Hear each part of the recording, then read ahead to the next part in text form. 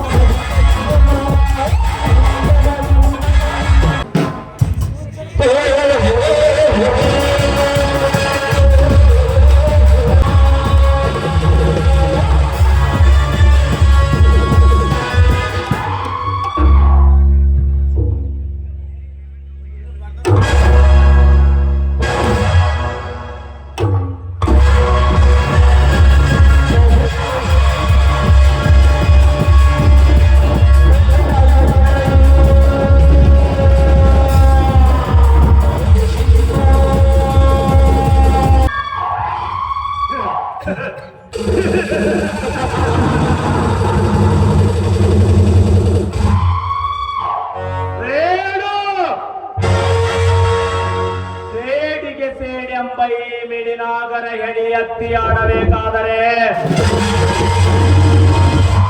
ಆ ಮಹೇಶ ಮತ್ತು ಮಹಂತೇಶನನ್ನು ಬೀದಿ ಪಾಲು ಮಾಡಲೇಬೇಕು.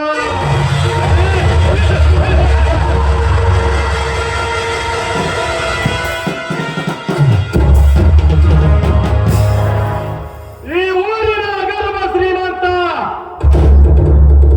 ಈ ನಾಗೇಶ ಗೌಡ ಎಂದರೆ ಗಡಗಡನೆ ನಡುಗುತ್ತಾರೆ ಈ ಊರಿನ ಜನ. ಮಹೇಶ, ನಾನಿಟ್ಟ ಬಾಂಬು ಸಿಡಿದಾಗಲೇ ಗೊತ್ತಾಗೋದು ಇದು ಎಂತ ವಿಷಭರಿತ ಘಟ ಸರ್ಪವೆಂದು. ಮಹೇಶ, ಅಂದು ನಿಮ್ಮ ತಂದೆ ನನ್ನ ತಂದೆಗೆ ಮಾಡಿದ ಅವಮಾನ ನೀನು ಮರೆತಿರಬಹುದು.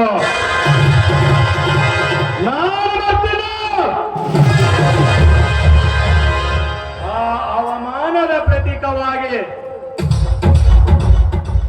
ನಿಮ್ಮೆಬ್ಬ ಅಣ್ಣ ತಮ್ಮಂದಿರನ್ನು ಬೀದಿ ಪಾಲು ಮಾಡಲೇಬೇಕು.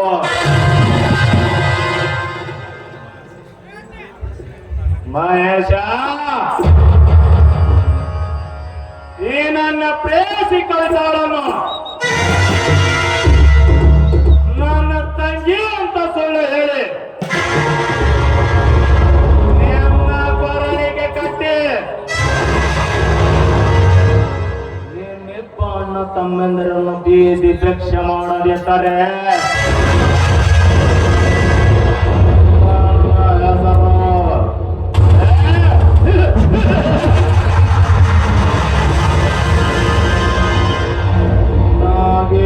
ಗೌಡನೇ ಅಲ್ಲ,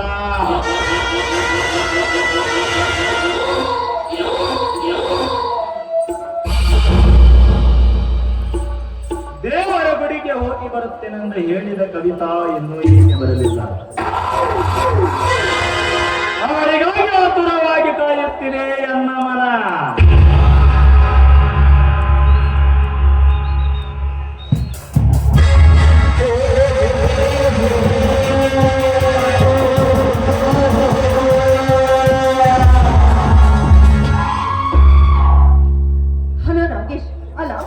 ಏನು ವಿಚಾರ ಮಾಡುತ್ತಾ ನಿಂತಿದ್ರಲ್ಲ, ಏನದು?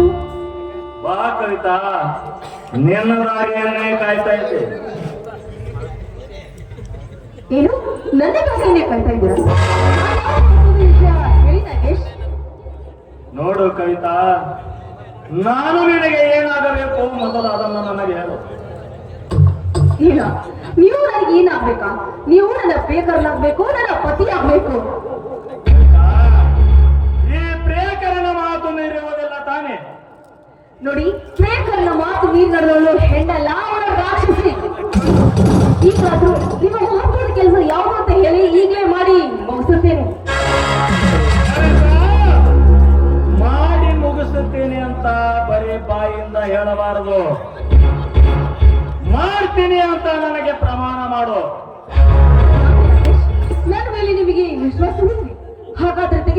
ವಚನವನ್ನ. ಈಗಲಾದ್ರೂ ಹೇಳಿ ಆ ವಿಷಯವನ್ನ. ಈಗ ನನಗೆ ಸಂತೋಷವಾಯಿತು ಕವಿತಾ. ಕವಿತಾ, ನನ್ನ ಹೃದಯದಲ್ಲಿ ಹತ್ತಿ ಉರಿಯುತ್ತಿರುವ ಬೆಂಕಿ, ಅದನ್ನು ನೀನು ತಣ್ಣೀರು ಹಾಕಿ ಆರಿಸಬೇಕು. ಇದು ನಿನ್ನ ಕೆಲಸ. ಇದಕ್ಕೆ ನೀನೇನಂತೀಯ? ನೋಡಿ ನಾಗೇಶ್, ಯಾವ ವಿಷಯ ಅಂತ ಹೇಳಿ ನಾನು ಜೊತೆಗೆ ಹೊರಸಲಿ ಆ ಕೆಲಸ ಮುಗಿಸುತ್ತೇನೆ. ನೋಡು ಕವಿತಾ, ನನ್ನ ಗೆಳೆಯ ಒಬ್ಬ ಇದ್ದಾನೆ ಮಹೇಶ್ ಅಂತ. ಅವನ ಜೊತೆ ನೀನು ಮದುವೆಯಾಗಬೇಕು. ಮದುವೆಯಾಗಿ ಅವನ ಮನೆ ಸೇರಿ ಅಲ್ಲಿ ನಾನು ಹೇಳಿದ ಹಾಗೆ ನೀನು ಕೇಳಬೇಕು. ನಾಗೇಶ್, ಏನ್ ಹೇಳ್ತಾ ಇದ್ದೀರಿ ನೀವು? ನಾನು ನಿಮ್ಮನೆ ಮೆಚ್ಚಿ ಬಂದವಳು. ಹೀಗಿರುವಾಗ ನಾ ಬೇರೆ ಮನೆ ಸೊಸೆಯಾಗು ಅಂತ ಹೇಳ್ತಾ ಇದ್ದೀರಲ್ಲ, ನಿಮಗಾಗಿ ಮೀಸಲಾಗಿದ್ದ ದೇಹ ಮತ್ತೊಬ್ಬರಿಗೆ ಅರ್ಪಿಸು ಅಂತ ಹೇಳ್ತಾ ಇದ್ದೀರಲ್ಲ. ಕವಿತಾ, ಅರ್ಪಿಸಲೇಬೇಕು ಕವಿತಾ, ಅರ್ಪಿಸಲೇಬೇಕು.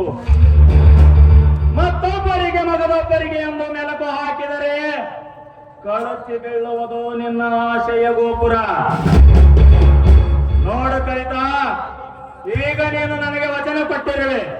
ಆ ವಚನ ಪ್ರಕಾರ ನೀನು ನಡೀತೀಯಂತ. ಒಂದು ವೇಳೆ ಇಲ್ಲ ಅಂದಿ ಅಂದ್ರ ನಿನ್ನ ದಾರಿ ನಿನಗ, ನನ್ನ ದಾರಿ ನನಗ. ಹಾಗೆ ನಾಗೇಶ್, ನೀವು ಹೇಳಿದಂತೆ ಮಾಡ್ತೀನಿ, ಆಯ್ತಾ? ಈಗ ನನಗೆ ಸಂತೋಷವಾಯಿತು ಕವಿತಾ. ಇದೇ ಸಂತೋಷದಲ್ಲಿ ಒಂದು ಹಾಡನ್ನು ಹಾಡು. ಆಯ್ತು ರಾಜು. ಹಾ ನಾಗೇಶ್, ನಾನೇನ್ ಬರ್ಲಾ? ಆಯ್ತು, ಹೋಗಿ ಬಾ.